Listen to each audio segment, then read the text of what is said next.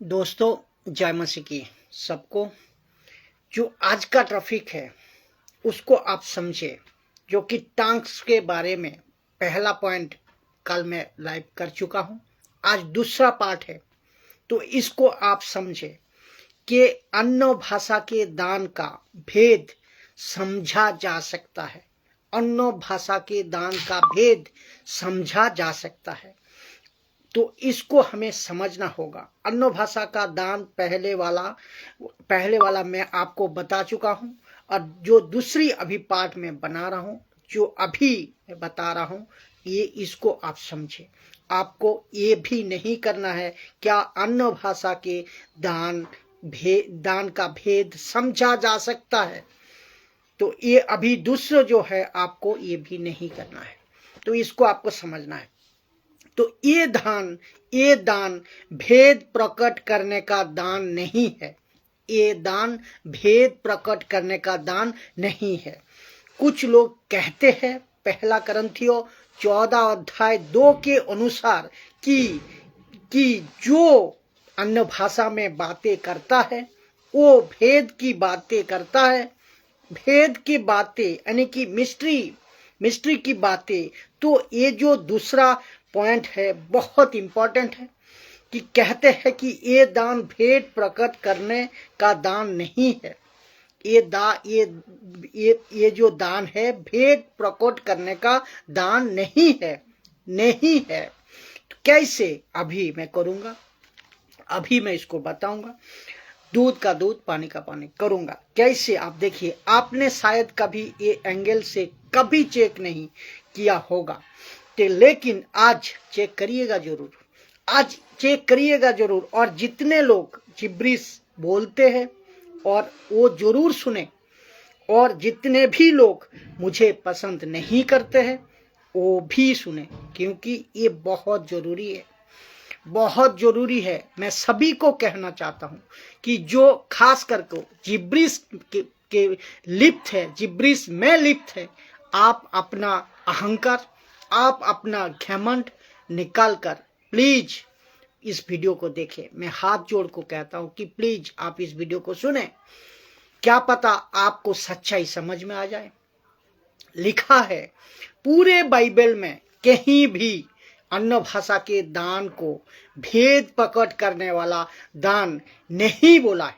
पूरे बाइबल में अन्य भाषा के दान को भेद प्रकट करने वाला दान नहीं बोला है, नहीं लिखा है बाइबल में। फिर वापस कह रहा हूं कि आ गया पौलुस के पास, कहा पहला करंथियों 14 का 2 में। फिर वापस कह रहा हूं कि बहुत ध्यान से सुनना, कि लिखा है क्योंकि जो अन्य भाषा में बातें करता है वो मनुष्यों से नहीं परंतु परमेश्वर से बातें करता है, इसीलिए कि उसकी कोई नहीं समझता है, क्योंकि वो भेद की बातें आत्मा में होकर कहता है, बोलता है। तो आपने इसको पढ़ा है ना, आपने इसको पढ़ा है ना, तो आप इसी को समझ नहीं रहे हो ना। तो अब सुनिए, मैं बताता हूं कि मनुष्य, यहां लिखा है मनुष्य और लिखा है कोई नहीं समझता। एक तो मनुष्य, एक है कोई, और दूसरी क्या है मेन बात है भेद। इस विषय को आप समझे। पौलुस क्या चाहता था कि मनुष्य ये भेद को समझे। पौलुस क्या चाहता था? मनुष्य ये भेद को समझे जो यहाँ पे हो रहा है। क्योंकि पढ़ते वक्त में ऐसा लगता है कि जब कोई भाषा में बातें करता है ऐसा। Thank you Jesus, thank you Jesus, thank you Jesus. एक सेकंड दोस्तों, जय मसीह। Thank you Jesus, thank you Jesus. जो कि थोड़ा लाइट की प्रॉब्लम होगी, कोई बात नहीं, एक सेकंड दीजिए आप सभी को। मैं फिर से मैं जहाँ छोड़ दिए थे वहीं से शुरू करता हूँ, क्योंकि ये बहुत जरूरी विषय है, इसको समझना चाहिए। तो आपको ये समझना होगा। तो कहाँ लिखा था मैंने, कहाँ छोड़ा था मैंने, जो इन विषय को आप समझे, इन विषय को आप समझे। तो इसको समझे कि पौलुस चाहता था कि मनुष्य ये भेद को समझे। क्यों जो यहाँ पे हो रहा है, क्योंकि पढ़ते वक्त में ऐसा लगता है, जब कोई भाषा में बातें करता है वैसा लगता है कि कोई उसे नहीं समझ सकता, कोई उसे नहीं समझ सकता। लेखक की लेख को समझो, लेखक की चाल को पकड़ो। क्यों, क्या कह रहा है यहाँ, क्या जो मैं अभी बताने जा रहा हूं उसको आप समझो। क्योंकि जो अपने अपने ये आप पढ़ते पढ़ते जब जाओगे, आप जब कनेक्ट में करूंगा तो आपको समझ आएगा कि दरअसल यहाँ पौलुस चाहता क्या था। कि पौलुस चाहता था मनुष्य सिंगुलर या बहुत मनुष्य ये भेद को समझे। जब मैं पढ़ते जाऊंगा, पढ़ाते जाऊंगा, आप समझ जाओगे। जो समझे नहीं, जो समझ में नहीं आता ना, जो चीज समझ में नहीं आता है, पौलुस चाहता था कि ये मनुष्य ये भेद को समझे। तो वचन के साथ आपको प्रूफ करूंगा। और पौलुस चाहता था कि मनुष्य ये भेद को समझे। अभी आप सभी जानते हैं कि बाइबल कॉन्टेक्स्ट में पढ़ा जाता है, बाइबल को कॉन्टेक्स्ट में पढ़ा जाता है। तो उसका कॉन्टेक्स्ट कहाँ है उसको समझना होगा। क्योंकि बाइबल को जब कभी भी आप पढ़ो, अगर पढ़ोगे कॉन्टेक्स्ट में अगर नहीं पढ़िएगा, कि तब तक आप इसको जो एक वचन को उठाकर आप अगर सिद्धांत को बना दोगे तो वो गलत हो जाएगा, तो एक वचन को उठाकर सिद्धांत बनाओगे तब वो गलत हो जाता है। इसीलिए कॉन्टेक्स्ट में पढ़ना चाहिए।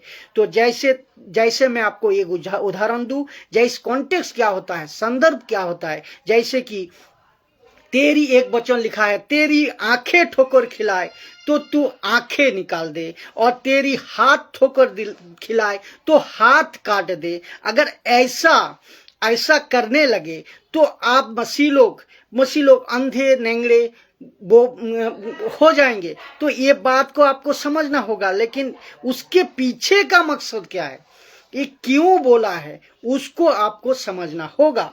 तो कॉन्टेक्स्ट को समझो। जैसा और भी है, जैसा औरत ने सिर पे दुपट्टा लेना है, और कॉन्टेक्स्ट क्या है उसको समझो। कलीसिया में स्त्री चुप रहे, उसका कॉन्टेक्स्ट क्या है उसको समझो। तो ये चीज आपको कॉन्टेक्स्ट में पढ़ना होगा। तो मैं एक वचन को मैं रख रहा हूं, लेकिन आज एक बात सुनिए, आज मसीहत 90% आज ऐसे लोगों के हाथ में है मसीहत, जिनका लीडर या तो मिल्क ड्रिंकिंग या तो अधूरा ज्ञान वाला। तो ये आपको समझना कि और जिसके चलते जैसा मन में आता है वैसा सिखाए जा रहे हैं। तो सुनिए, इसको आप समझे। 1 कुरिन्थियों 14:2, क्योंकि जो लिखा है, और एक बार पढ़ता हूं, क्योंकि जो अन्य भाषा में बातें करता है वो मनुष्यों से नहीं परंतु परमेश्वर से बातें करता है, इसीलिए कि उसकी कोई नहीं समझता है, क्योंकि वो भेद की बातें आत्मा में होकर बोलता है। ये आप पढ़ा है। लेकिन और ये पौलुस चाहता था, इसी टॉपिक में पौलुस चाहता था कि मनुष्य ये भेद जो है ना, मनुष्य उसको समझे। कहाँ प्रूफ होता है, मैं पढ़ते जाऊंगा, आप समझ जाओगे। पहला वचन कि 1 कुरिन्थियों 14:3, परंतु जो भविष्यवाणी करता है वो मनुष्य से उन्नति और उपदेश, जो भविष्यवाणी करता है वो मनुष्य से उन्नति और उपदेश और शांति की बातें करता है। वचन क्या 14:2 क्या कहता है, ऊपर भी क्या लिखा है, मनुष्य। और वचन 14:3 में क्या लिखा है, नीचे भी लिखा है मनुष्य। तो कॉन्टेक्स्ट क्या है साहब, इसको समझे। अभी सोच आपको समझ में आया होगा कि इसमें कॉन्टेक्स्ट क्या है, मनुष्य। तो आपने ऊपर का टुकड़ा को उठाकर उठाकर अगर पढ़ लिया कि जो अन्य भाषा में बातें करता है वो मनुष्य से नहीं करता, जबकि पौलुस चाहता था कि वो मनुष्य की जो मनुष्य ये बात को समझे। पौलुस ये चाहता था ये भेद को समझे, तो इसीलिए लिखा है कि जब तुम अन्य भाषा में बातें करते हो मनुष्य नहीं समझता, क्योंकि तुम परमेश्वर से बातें कर रहे होते हो। तो ये भेद की बातें आत्मा में होकर बोल रहा होता है, तो परंतु भविष्यवाणी करने वाला मनुष्य से उन्नति, उपदेश और शांति की बातें कहता है। वचन 14, पहला करंथियों 14 अध्याय 4 नंबर वचन जो लिखा है, जो अन्य भाषा में बातें करता है वो अपनी ही उन्नति करता है, दूसरे को नहीं करता। ये मैंने लिखा, दूसरे को नहीं करता, तो मैंने लिखा है ये, परंतु जो भविष्यवाणी करता है वो कलीसिया की उन्नति करता। तो अभी जो मैंने आपको पढ़वाया कि ये लेखक पौलुस टोटल जो विषय अभी जो पढ़वाया उसका इशारा कहाँ पर है कि पूरा पढ़ते वक्त में कलीसिया की उन्नति हो।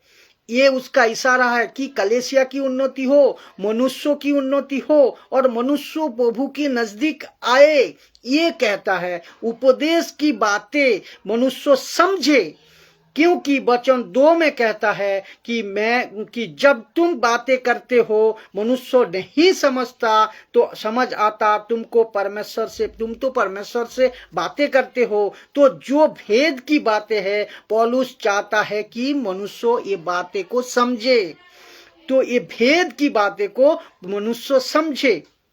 वचन पहला करंथियों 14 का 5, तो इसमें क्या कहता है देखिए, मैं चाहता हूं कि तुम सब अन्य भाषा में बातें करो, परंतु अधिकतर क्या लिखा है, अधिकतर वो चाहता हूं कि अधिकतर मैं चाहता हूं कि भविष्यवाणी करो, क्योंकि यदि अन्य भाषा बोलने वाला कलीसिया की उन्नति के लिए अनुवाद ना करे, देखो कलीसिया के उन्नति के लिए यदि लिखा है, क्योंकि यदि अन्य भाषा बोलने वाला कलीसिया की उन्नति के लिए अनुवाद ना करे तो भविष्यवाणी करने वाला उससे बढ़कर हुआ। तो समझ में आया अभी?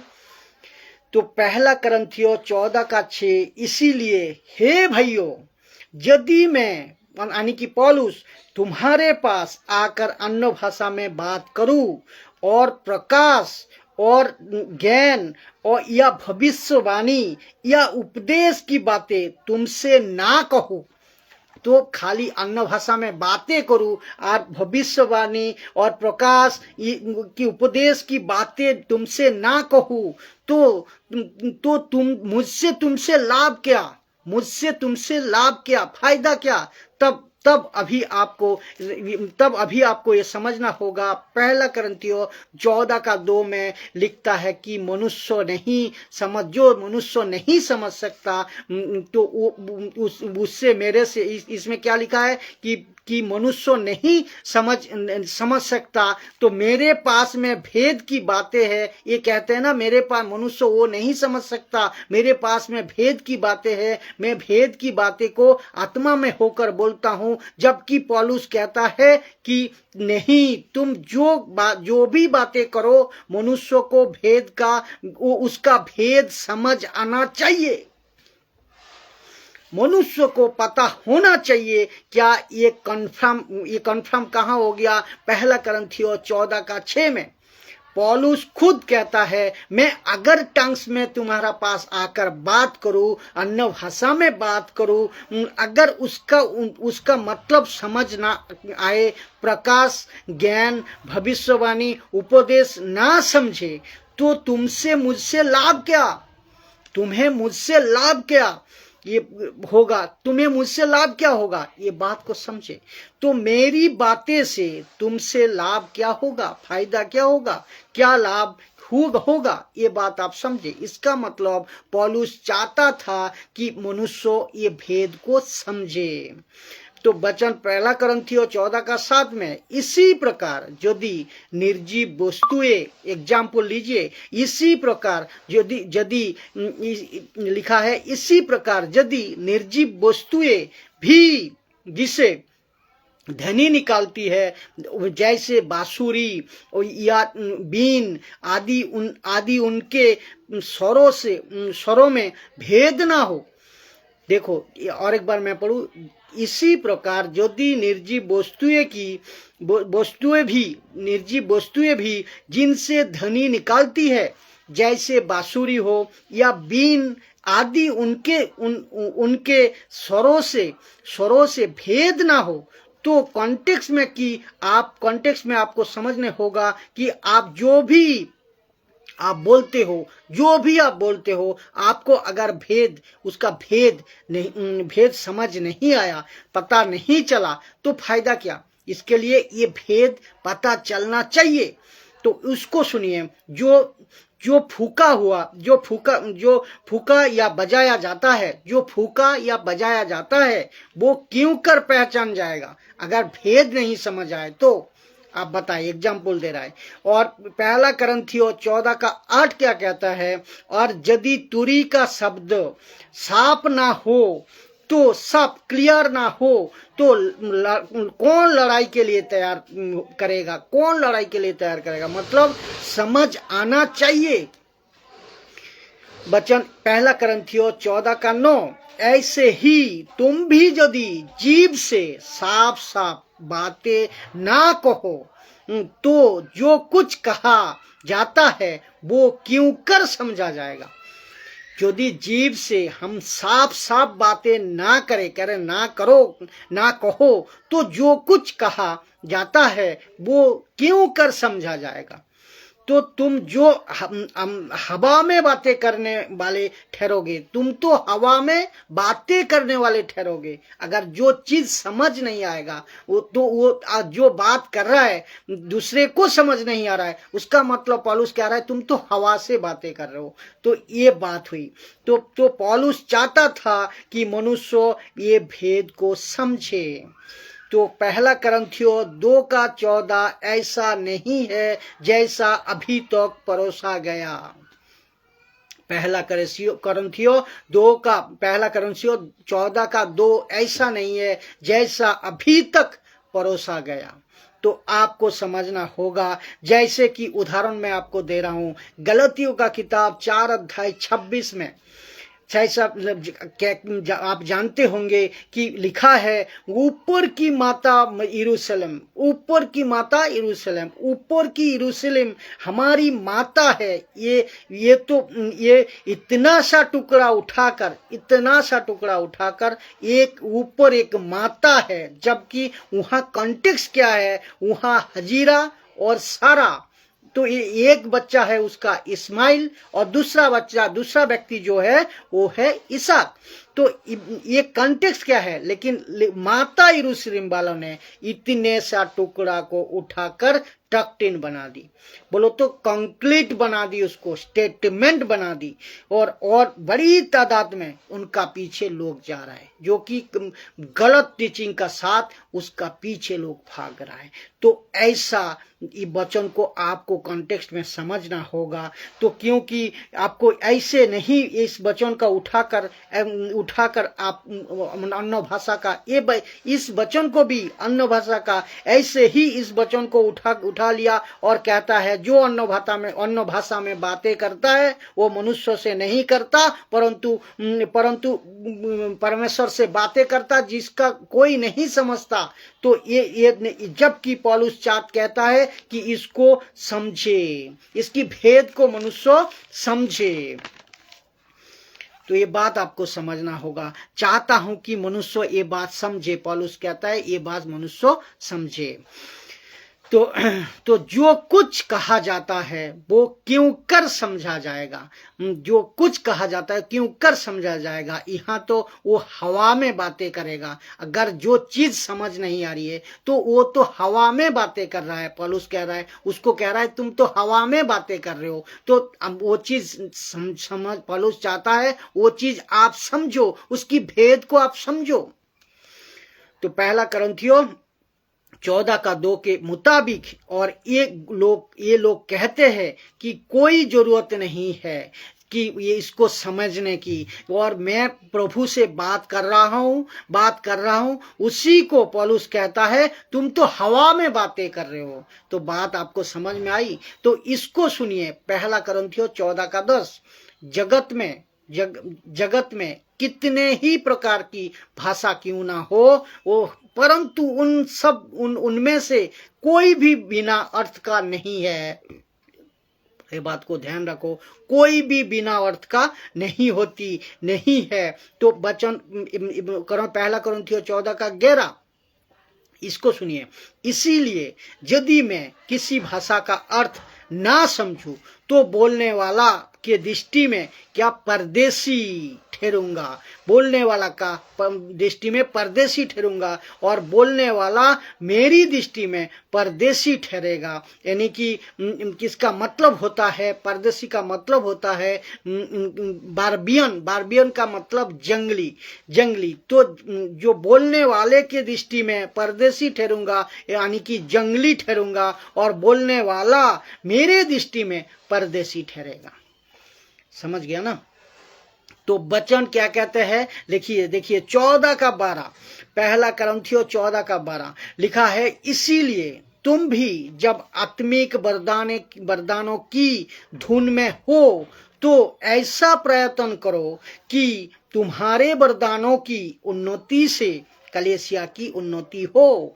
वचन पहला कुरिन्थियों 14:13 लिखा है, इस कारण जो अन्य भाषा बोले तो वो प्रार्थना करे कि उसका अनुवाद भी कर सके। अगर इसको नहीं समझना है, इसको अगर नहीं समझ आती तो अनुवाद का दान क्यों दिया गया? बात को आप समझे। इसीलिए पौलुस चाहता था कि मनुष्य भाषा का भेद को समझे। तब बताइए, अब बताइए आपको टोटल कॉन्टेक्स्ट में क्या समझ आ रहा है या नहीं। टोटल पढ़ने से ये समझ आ रही है कि पौलुस कह रहा है कि मनुष्य भाषा का भेद को समझे। देखिए कुछ लोगों की सेवक लोगों की टीचिंग जो है ना, पहले से कंक्रीट बन गया है, पहले से मजबूत बन गया है, तो वो बिल्कुल तो वो स्वीकार नहीं करेगा मेरा इस टीचिंग को। लेकिन जो अभी न्यूट्रल में है, टांग्स में भी नहीं गया, सही है या गलत है वो नहीं समझ पा रहे, उनको भी मैं कह रहा हूं कि आप बहकना नहीं, इसको समझो। इस तरफ या उस तरफ जो है, तो मैं कहना चाहता हूं आपको, आप शायद ही ऐसा जो सीधी लाइन है एक कोई प्रचार किया होगा, लेकिन इसको आप समझो, मत बहकिए, उसका खुलासा होगा। ये बात दिमाग में रखिएगा। तो अभी नहीं तो कभी आपको समझ नहीं आ रही ना, अभी नहीं तो कभी आपको समझ जरूर आएगी। लेकिन ये क्योंकि ये ज्योति की बातें हैं जो परमेश्वर ने इस व्यक्ति के द्वारा आप तक पहुंचा रहा है, प्रकट किया है, तो मैं आप रख रहा हूं कि इसका ईमानदारी का साथ मेरा फर्ज है कि इस वीडियो को आप समझे, और रिक्वेस्ट करता हूं कि बातों को समझे। और ये ऐसा करने में बहुत सारी दिक्कतों का सामना मुझे करना है, लेकिन मुझ जैसों को करना पड़ेगा, और खरी शिक्षा जितने भी प्रचारक है उनको करना पड़ेगा। लेकिन कुछ लोग मुझे नहीं सुनता, मेरे से रिश्ता नहीं रखता, और ऊपर से उल्टा सीधा कमेंट, उल्टा सीधा समझता है, कोई फर्क नहीं पड़ता। लेकिन क्या करूं मैं उसके साथ, किसके साथ, यानी कि परमेश्वर के साथ, वचनों का साथ हम गद्दारी नहीं कर सकते। आप अभी नाराज हो, कोई बात नहीं, देर सवेर आप इसको समझ आएगी, आपकी अक्ल परमेश्वर खुलेगी तो आप समझ पाओगे। लेकिन आप अभी नहीं समझ रहे हो तो कोई मुझे फर्क नहीं है, कुछ नहीं कर सकते, लेकिन आपको खुश करने का चलते बच्चों का साथ कॉम्प्रोमाइज नहीं कर सकता। ये बात को ध्यान रखिए, क्योंकि देखिए जिंदगी मिली कितनी है, जिंदगी मिली कितनी है, थोड़ी सी तो है। हम यहाँ पे घर बसाने नहीं आया, हम यहाँ पे घर बसाने पैदा नहीं हुए हैं, हम यहाँ पे टाटा बिरला का जैसा पैसा कमाने पैदा नहीं हुए हैं। हम तो यहाँ दुख उठाने के लिए मसीह में आए हैं, हम सभी मसीह में आए दुख उठाने के लिए। अपना क्रूस और उठा रहा हूं। अपने लोग सता सकते हैं, अपने खुद के लोग सता सकते हैं, घर के लोग सता सकते हैं, बाहर के लोग सता सकते हैं, बाहर के जो सेवक है वो सता सकते हैं, लेकिन बाहर जो सेवक है वो भी सता सकते हैं। तो सबको लेकर हम सभी को चलना है। और उसके बावजूद भी उसके बावजूद भी मैं कहना चाहता हूं कि कुछ डॉक्ट्रिन कॉन्क्रीट बन गए हैं, कुछ डॉक्ट्रिन कॉन्क्रीट बन गए हैं, लेकिन जो न्यूट्रल में है अभी आप लोग नहीं बहकना, आप बहक नहीं जाना। प्लीज ट्राई टू अंडरस्टैंड, बातें को समझे। फिर से आप सभी को मैं 1 कुरिन्थियों 14:2 पढ़ते वक्त में मनुष्य की दिमाग में बात को रखते, मनुष्य को दिमाग में रखते हुए ये वचन को पढ़े आप, तब समझ आएगा। रखते हुए पढ़िएगा, क्योंकि पौलुस चाहता था कि ये भेद की बातें मनुष्य समझे, कलीसिया समझे। और फिर से मैं पढ़ने जा रहा हूं कि दिमाग में मनुष्य को रख कर पढ़िए। तो क्योंकि जो अन्य भाषा में यानी कि ग्लोसा बातें करता है, नॉट जिब्रिश बातें करता है, ग्लोसा क्या या पुरुष शब्द बहुवचन है, ये बहुत सारी भाषाओं में बातें करता है, ठीक है ना। तो मनुष्य से नहीं परंतु परमेश्वर से बातें करता है, इसीलिए कि उसकी कोई नहीं समझता, क्योंकि वो भेद की बातें आत्मा में होकर बोलता है। अगर भेद की बातें को नहीं समझना था तो जो लोग सिखाते हैं ना, कहते हैं ये भेद है, वो तो मेरा प्रश्न ये है, अनुवाद का दान क्यों दिया गया है? ये मैं पढ़वाया, अनुवाद का दान फिर क्यों दिया गया है? इंटरप्रेट का दान क्यों दिया गया है? मुझे जरा बताएं। जितने लोग जिब्रिश बोलते हैं ना, उन सभी को पूछ रहा हूं कि अगर भेद की बातें को नहीं समझना है तो ये अनुवाद का दान क्यों दिया गया है? क्या पौलुस गलती से लिख दिया, या पौलुस का दिमाग खराब हो गया, या आप समझ नहीं पा रहे हो? ये बात को खुद सोचे आप, लेकिन आज समझोगे आप, आज समझोगे। एक तरफ कहता है उसको कोई नहीं समझता, दूसरी तरफ कहता है उसको समझना चाहिए। तो अगर मैं बोलूं, पौलुस कह रहा है अगर मैं बोलूं और तुम ना समझो तो मैं जो बातें आपसे बोल रहा हूं वो तो हवा में बातें कर रहा हूं, ये आप समझोगे। तो इसका मतलब दूसरी तरफ पवित्र आत्मा कहता है कि ठीक है, मैं ऐसे भाषा आएगी और उसके साथ मैं अनुवाद की दान भी दूंगा। पवित्र आत्मा कह रहा है मैं अनुवाद का दान भी दूंगा। तो ये दान क्यों? जब इसको समझना ही नहीं है तो ये इंटरप्रेट की दान क्यों दिया गया? तो इसका कोई लॉजिक है आपका पास? आप खुद बताएं, जिसके चलते आप चेक करो क्या बोल रहे थे, ग्लोसा या जिब्रिश। ये आपको समझना होगा। ये जो दूसरा पॉइंट है, ये पॉइंट को साथ साथ चलते रहेगा। कि आप चेक करो क्या बोलते थे, जिब्रिश या ग्लोसा, ये आप चेक करो। ये टॉपिक चलते रहेगा ताकि आपको पता हो कि मैं अभी तो क्या बोल रहा था या क्या बोल रहा हूं। ये आप समझ में आएगा, ग्लोसा समझ में आए और जिब्रिश आपको फर्क समझ में आए। तो मैं समझता हूं इस वीडियो का द्वारा आप ये ट्रंक्स का जो कॉन्सेप्ट है, दूसरा कॉन्सेप्ट, इसको समझे है। मैं सबको रिक्वेस्ट करता हूं कि वीडियो को आप लोग बहुत शेयर करें ताकि खरी शिक्षा सब लोगों तक पहुंचे। मसीह की देहों में मजबूती का साथ खरी शिक्षा का प्रचार लोगों तक पहुंचने पाए। जय मसीह की।